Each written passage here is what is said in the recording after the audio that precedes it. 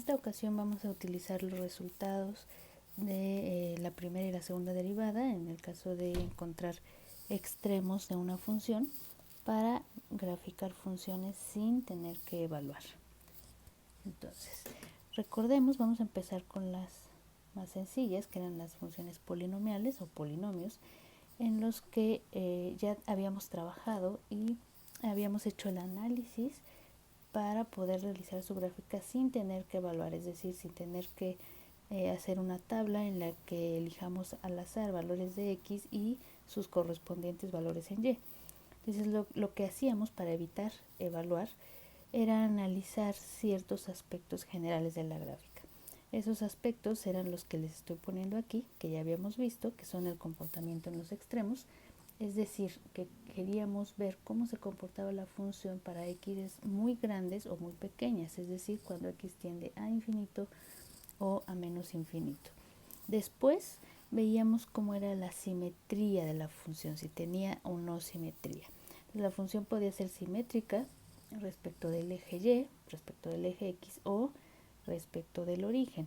Entonces decíamos que una simetría nos facilitaba el trazado de la gráfica, porque lo que teníamos de un lado, por ejemplo, del lado izquierdo del eje y, podíamos simplemente replicarlo del lado derecho y entonces nos simplificaba el trazado final de la gráfica. Y las intersecciones con los ejes, que eran puntos específicos en los que la curva tocaba tanto al eje x como al eje y. Entonces eso nos daba una idea general de por dónde pasaba la gráfica, de cómo era su comportamiento, y podíamos realizar una gráfica aproximada que en general nos daba muy buenos resultados. Sin embargo, habíamos visto que no teníamos manera de saber, por ejemplo, dónde estaban los puntos máximos y mínimos de la gráfica. Entonces no sabíamos hasta ese momento cómo encontrarlos. Podíamos darnos una idea, pero si realmente queríamos saber cómo se estaba comportando la función, teníamos que evaluar. Entonces lo que vamos a hacer aquí es añadir esta parte que nosotros ya conocemos de derivada, que son encontrar los puntos críticos, los puntos donde la gráfica está teniendo una tangente igual a cero, un con pendiente igual a cero, es decir, horizontal, y entonces podemos determinar si se trata de un máximo o de un mínimo. Para ello utilizamos la prueba de la primera derivada. Entonces lo que vamos a hacer es aplicar lo que hemos visto. Y vimos también que podríamos determinar la curvatura de una función y también podríamos determinar mucho más fácilmente si un punto es máximo o mínimo utilizando el criterio de la segunda derivada. Entonces lo que vamos a hacer aquí es añadir estas dos partes a lo que ya conocíamos para graficar funciones, para poder graficarlas de una manera mucho más precisa. Entonces vamos a aplicar el criterio de la primera y de la segunda derivada. Entonces veamos un ejemplo. Recuerden que estamos con funciones polinomiales, son funciones sencillas que podemos trabajar y que ya sabemos cómo hacer el análisis para tener el comportamiento general de la función. Entonces vamos a empezar con lo que ya conocíamos, que era el comportamiento en los extremos. Entonces decíamos que lo que necesitamos es saber cómo se comporta la función cuando x es muy grande o muy pequeña. Entonces lo que nosotros queríamos era x que tienden a infinito y x que tienden a menos infinito. Y entonces queremos saber cómo se comporta. Y decíamos que para poder encontrar su comportamiento en los extremos, lo que necesitamos es el término principal o el coeficiente principal, ¿no? En este caso es x cúbica. Entonces su coeficiente es 1, es positivo, y entonces lo que vemos es que la función debía comportarse como la función x cúbica. ¿Cuándo? Cuando x tiende a infinito y a menos infinito. Entonces, sería una función que viene desde la parte inferior izquierda, sube, hace algo en los valores intermedios de x y luego termina en la parte superior derecha saliendo de esta forma. Entonces, ese es el comportamiento en extremos. Solamente nos interesa esa parte para x muy grande o muy pequeña. En la parte intermedia tenemos que hacer otro análisis para determinar cómo se va a comportar la función. Entonces, después de ver el comportamiento en los extremos, tenemos que analizar la simetría. Y entonces, lo que teníamos que hacer para analizar la simetría es ver si la función era par o si la función era impar. Y entonces teníamos una definición para una función par. Cuando yo la evalúo en el valor menos x, si es par, voy a obtener exactamente la misma expresión sin cambiar signos ni nada. Tendría la función original. Pero si la función fuese impar, al evaluar en menos x, lo que obtendría es que a la función completa se le cambia el signo. Entonces obtendría menos la función original. Pero si no ocurría ninguna de estas dos cosas, entonces la función no es ni par ni impar. ¿Sale? Si no pasa eso, si no pasa, entonces f de x no es par, pero tampoco es impar. Y entonces, si la función no era ni par ni impar, entonces no tenía simetría. No tiene simetría respecto a los ejes o respecto al origen. Entonces, la función no es simétrica y, bueno, esto nos da información de cómo sería su gráfica. No podemos simplemente copiar de un lado de un eje hacia el otro porque la función no es simétrica. Entonces, una vez que hicimos eso, lo que sigue es ver la intersección con los ejes. Es decir, los valores en donde la curva toca o cruza a los ejes. Esta parte también ya la conocíamos y habíamos hecho varios ejercicios. Entonces vamos a empezar, por ejemplo, con las intersecciones en Y. Para ver las intersecciones en Y, lo que tengo que hacer es sustituir x igual a 0 en la función. Voy a escribir la función para que la tengamos presente. Es x cúbica menos 3x cuadrada menos 9x más 2. Entonces, si hacemos x igual a 0, lo que vamos a obtener es que se nos van este término y este término y nos queda simplemente el 2. Entonces vamos a tener una intersección o un cruce en 0,2. Ahora lo que queremos son las intersecciones en x. Y entonces lo que tengo que hacer es y igual a 0. Si yo hago y igual a 0, lo que voy a obtener es que toda esta función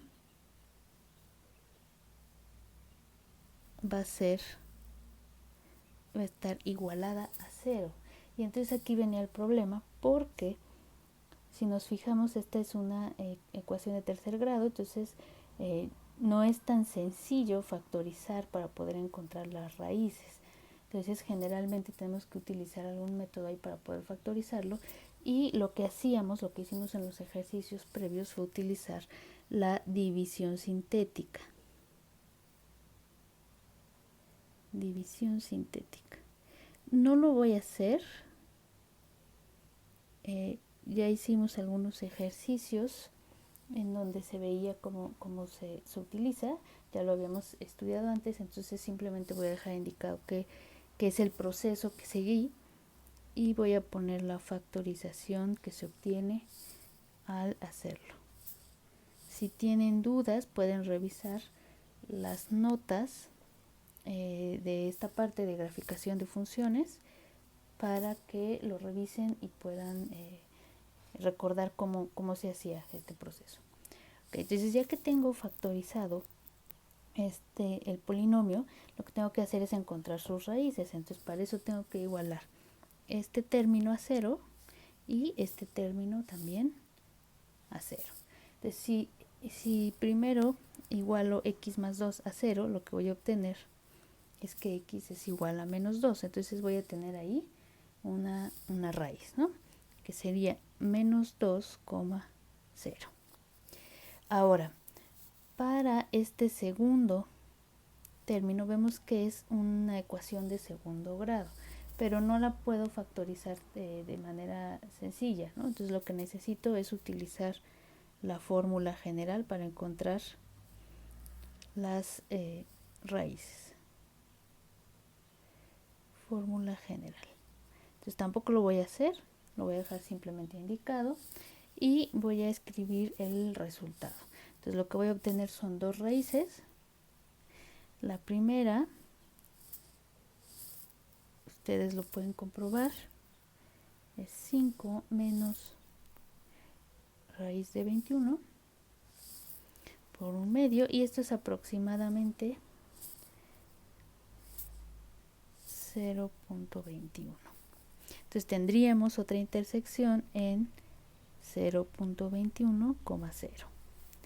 Y luego la otra solución, voy a poner x2, que sería 1/2 que multiplica a 5 más la raíz de 21. Si aproximo este valor, es 4.79. Vamos a dejarlo así, es una aproximación.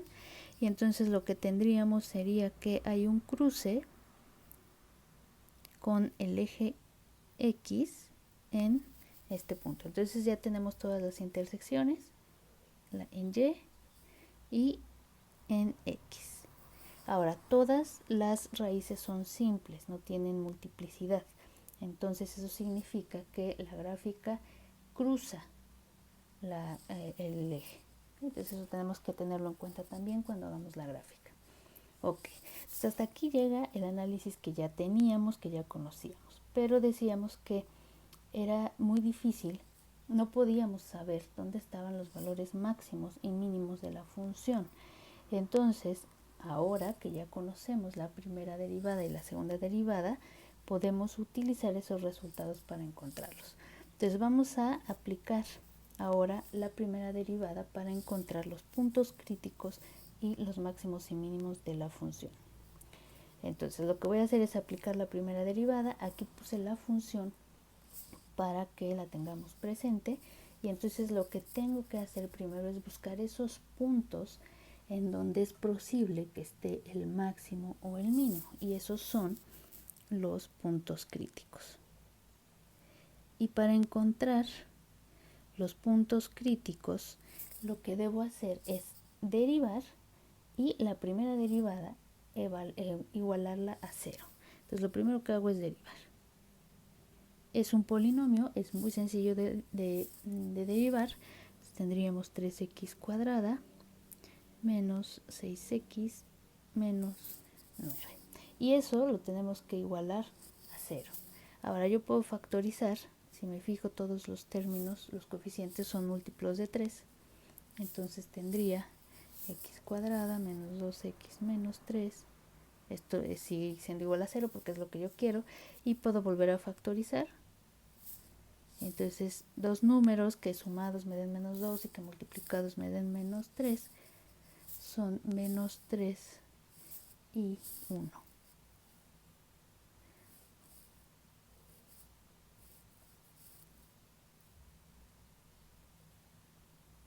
Entonces, al igualar a 0, lo que obtengo son esos dos valores que yo estaba buscando. Uno es x igual a 3 y el otro es x igual a menos 1. Entonces, estos dos de aquí son mis valores críticos. Estos son valores críticos porque son los valores de x en donde podría ocurrir el máximo o el mínimo. Se van a llamar puntos críticos cuando yo encuentre el valor asociado en y entonces tenga una pareja ordenada xy. Entonces vamos a hacer eso. ¿Cómo le hago para encontrar el valor de y? Pues yo ya encontré mis valores de x y conozco la función original. Entonces, si sustituyo esos valores de x en la función original, voy a obtener los valores de y. Entonces, vamos a empezar con f de 3. No voy a poner todos los datos, simplemente hay que sustituir y hacer las sumas. Eso nos va a dar menos 25. Y entonces tendría mi primer punto crítico, que es menos 1, menos 25, perdón, menos 3, menos 25. Estoy haciendo el 3, menos 25.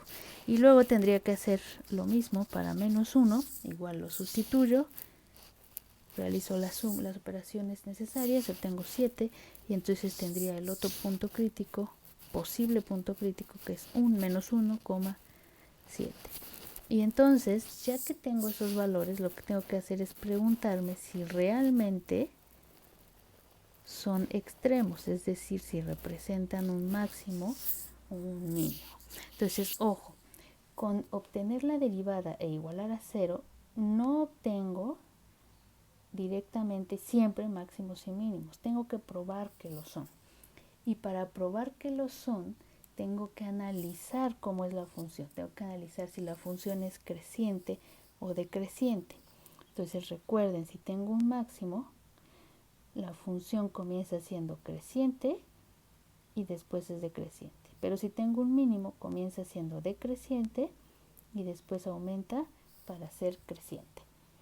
Si yo no tengo un cambio en la función en ese punto específico, si sigue siendo creciente o si sigue siendo creciente, entonces lo que obtengo no es ni un máximo ni un mínimo, ¿sale?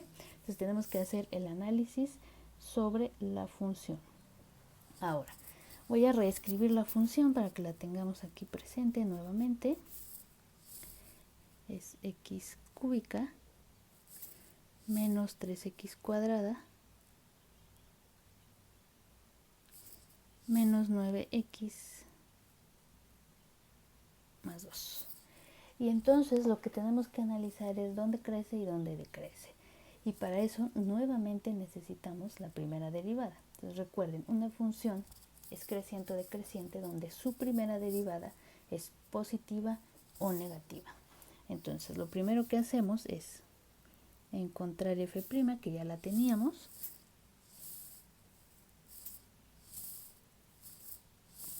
Esta vez la voy a dejar así, pero también la puedo escribir, la vamos a necesitar, van a ver después, con su factorización. Ahora, lo que necesito es ver cuándo es creciente y cuándo es decreciente, pero el criterio de la primera derivada me dice que si la primera derivada es positiva, entonces la función original es creciente.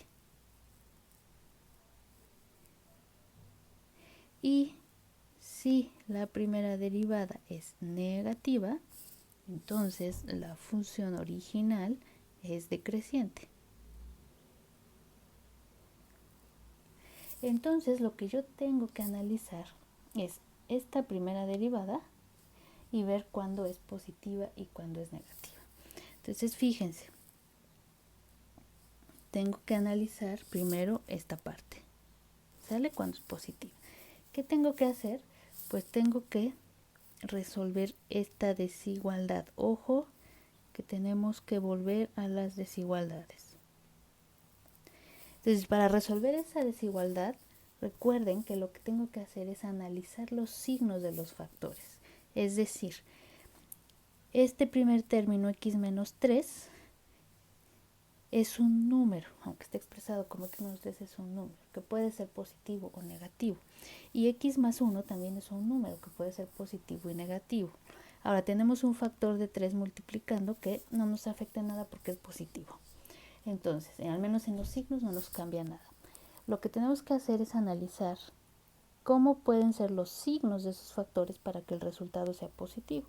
Y entonces pueden pasar dos cosas, que los dos sean positivos o que los dos sean negativos. Y tenemos que analizar esos dos casos. ¿Sale? No podemos analizar solo uno, tenemos que analizar los dos porque de lo contrario la solución no estaría completa. No voy a hacer toda esa parte, recuerden que es hacer todo el álgebra cuando uno es positivo, el otro es positivo, resolver y encontrar el intervalo, y luego hacer cuando los dos son negativos, resolver y encontrar el intervalo, ¿ok?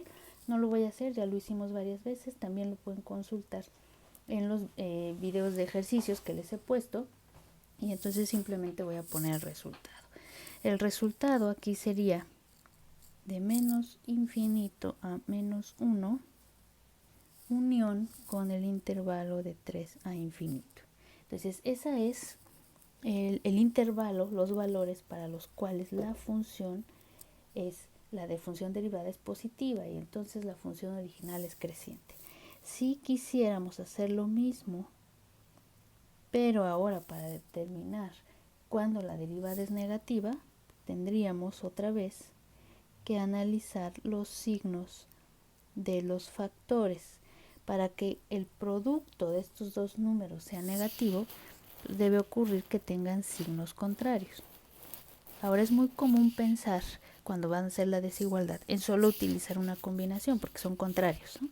Pero no, necesitamos siempre hacer las dos, que el primero sea positivo y el segundo negativo, y luego que el primero sea negativo y el segundo sea positivo, porque si no podemos perder algún intervalo que sí es solución. Y entonces lo que obtenemos al realizar esta desigualdad es el intervalo menos 1,3.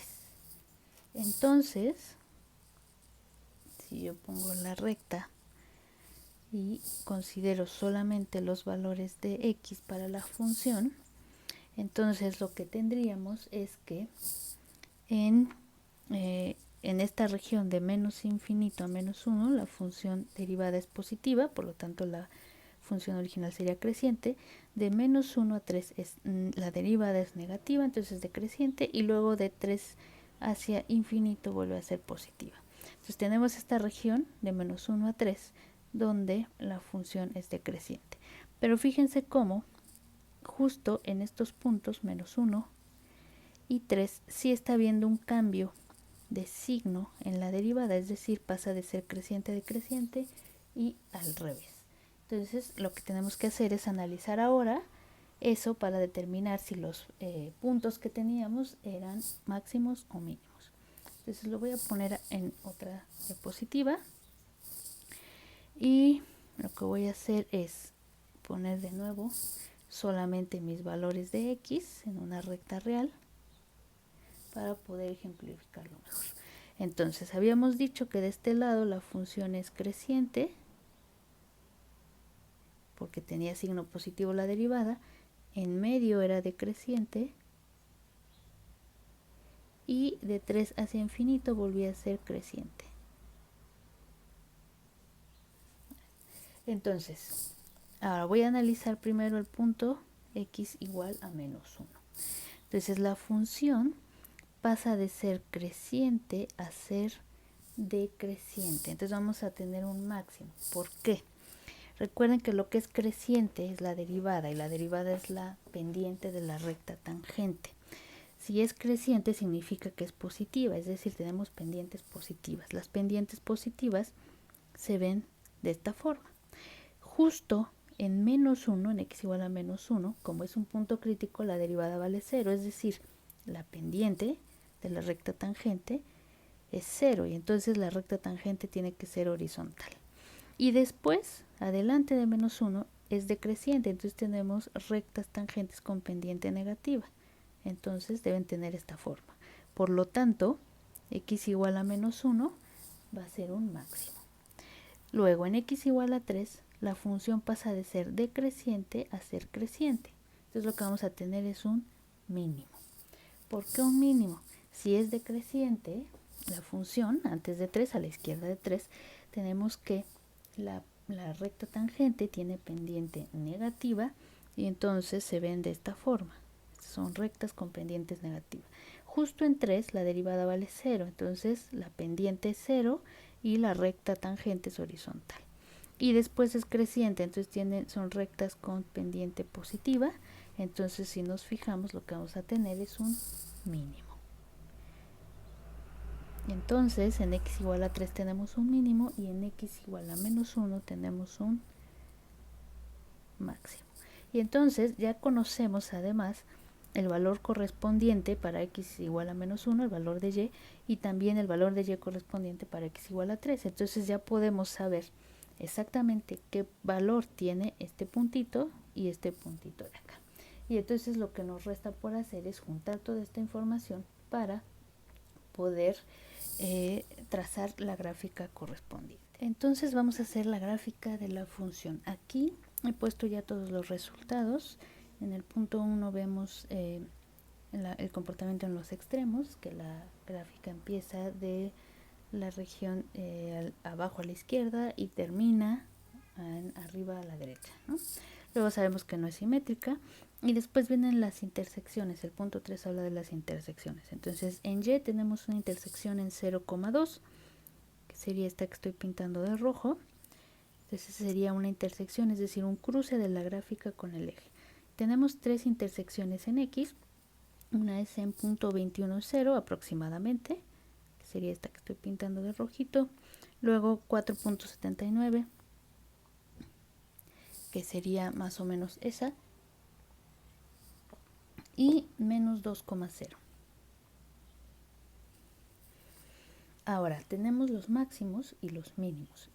El máximo resultó estar en menos 1,7, sería este de aquí, y el mínimo en 3,-15, que sería este de acá. Y además sabemos las regiones en las que la función crece y decrece.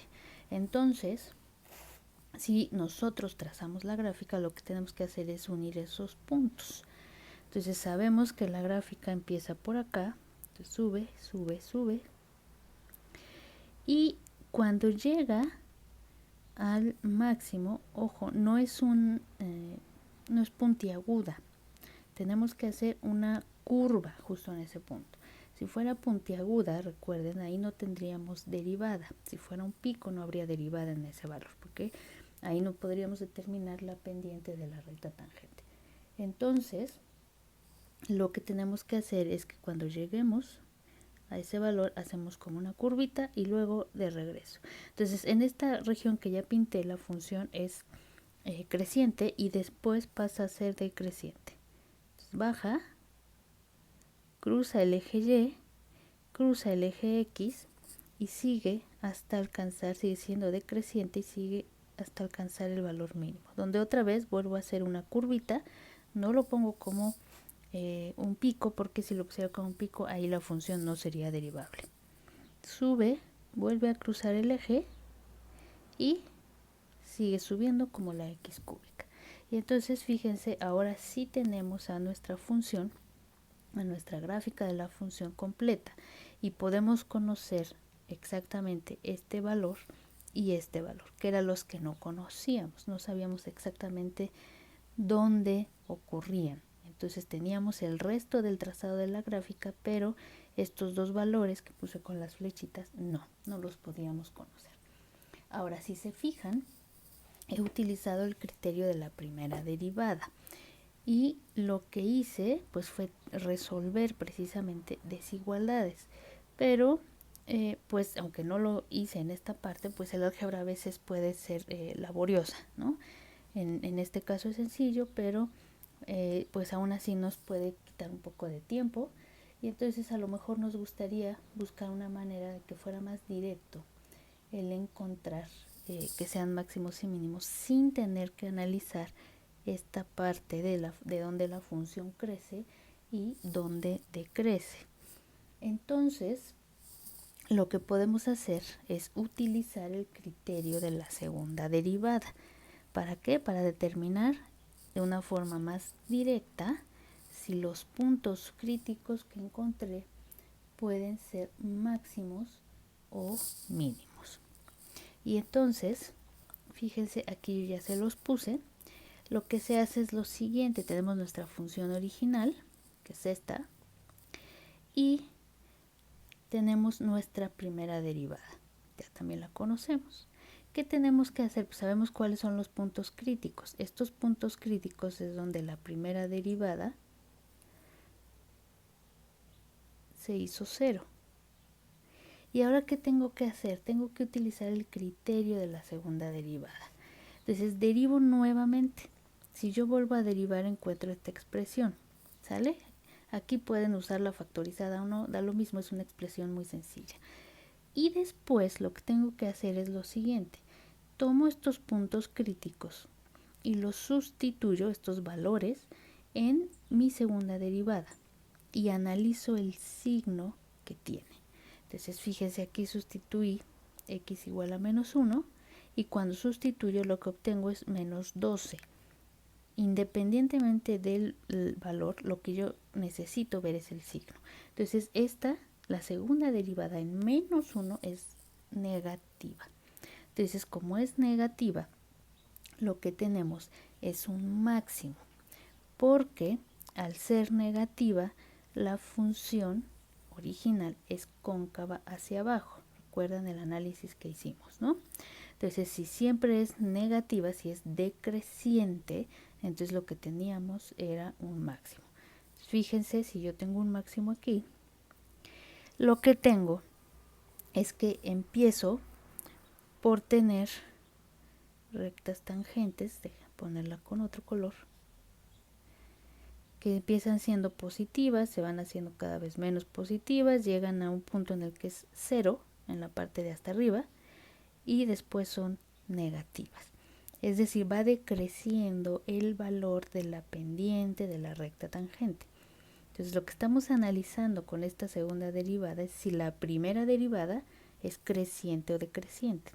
Entonces, como obtuvimos negativo, la primera derivada es decreciente, es decir, las pendientes de las rectas tangentes van disminuyendo y entonces tenemos un máximo.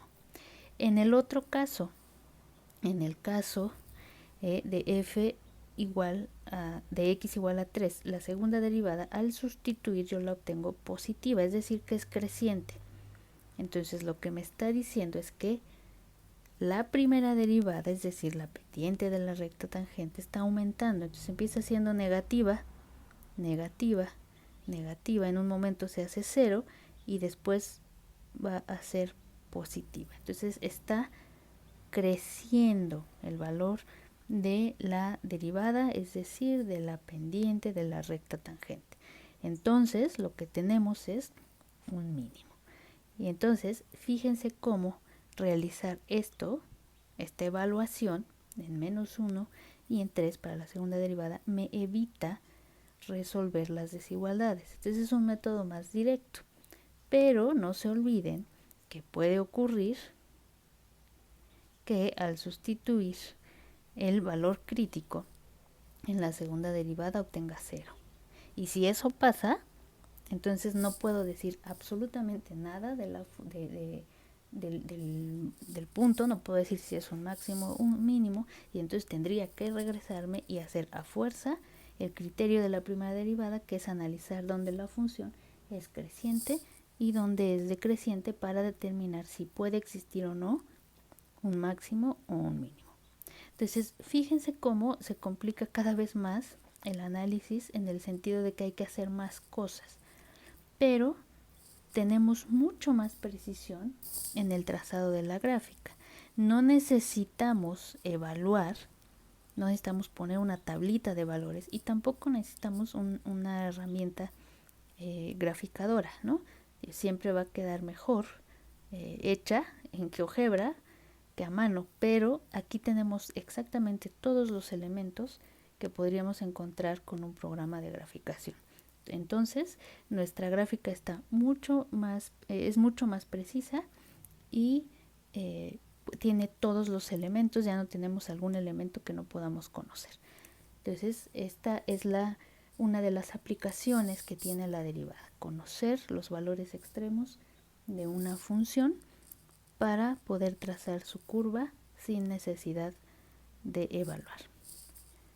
Entonces, hasta aquí le dejamos en esta parte. vamos a ver más ejemplos, vamos a ver qué pasa cuando obtengo precisamente en esta parte que no puedo determinar, por ejemplo, si es un máximo o un mínimo, y entonces por fuerza utilizo el criterio de la primera derivada. Y también vamos a ver qué pasa si lo que tengo es una función que tiene un pico, ¿sale? Porque aunque tiene un máximo, recuerden, ahí en ese valor no existe la derivada.